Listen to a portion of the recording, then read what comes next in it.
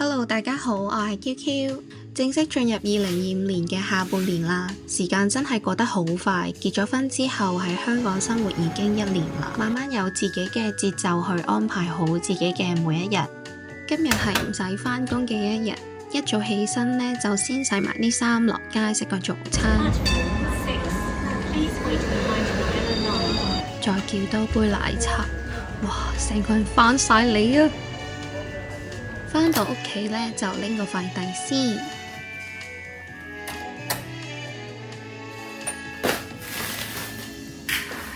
哇，有啲重。呢個呢係咩嚟嘅呢？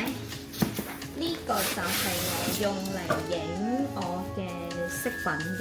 咁有時候啲客人呢就好想好及時咁樣去睇我嘅產品。咁到時候咧，呢度就會有條頸鏈啦，但係呢個位啦，可以 show 俾大家睇啦。係個架嚟嘅，我買咗一個架啫，櫃上面擺杯嘅架。咁佢係3層嘅，咁樣3層嘅。終於做好啦！第4個即係落山嘅快遞，呢個係買俾佢隻玩具嘅一個展示盒。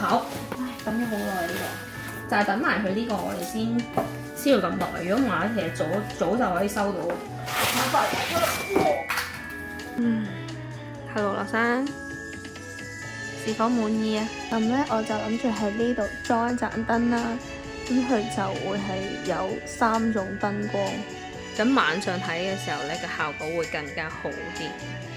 咁我哋夜啲嘅時候再睇下佢嘅效果係點樣噶啦。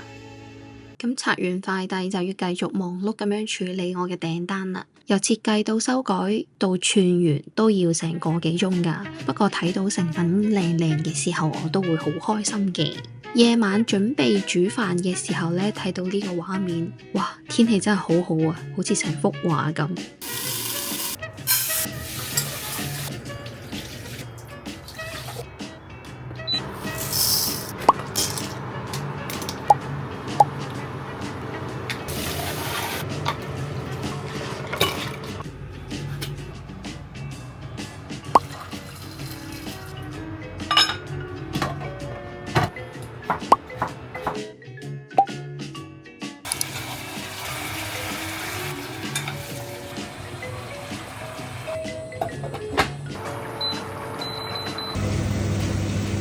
開飯啦，開飯啦！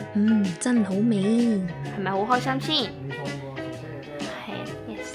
然後呢個咧，佢可以360度咁轉嚟轉去嘅。你中意點轉就點轉啦。啊，非常好啊，就咁啦。